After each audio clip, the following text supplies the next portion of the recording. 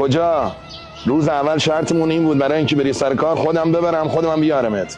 الانم وایستا خودم میرسونمت. تو کار و زندگی داری آخه. همینی که گفت. تو حرفش حرف نزن. موتور داره زیر پاش. همین موتوری که الان می‌بینی 100 میلیون مایشه. اگه فکر می‌کنی آبرو جلو همکارات میره 2 تا خیابون پایین‌تر پیادت میکنه. اصلا شما منو ببر بغل میز کارم با موتور منو پیاده کن. این کاری به حرف مردم ندارن. پس برو آبجی دم در. وایس الان میام.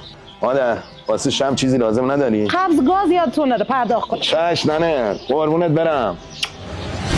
مادر چیه قبض گاز دوباره؟ یه ما پیش قبض گاز رو پرداختیم.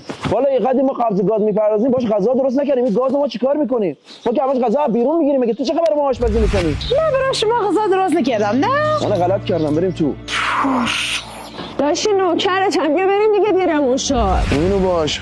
چه لاتیشو پر کرده. خدایا گناهی نکرده ما شدیم لاشیشا. نگاه کن رو لهجه‌ش هم تاثیر گذاشته. شهرتم آبجی نری اونجا سر کار اینجوری صحبت کنی ها. آبروی خودت میره. داش حواسم هست چشمی. تو به سگ 10 بار گفتم آب نریز. مگه اینجا جا کفتر بازیه؟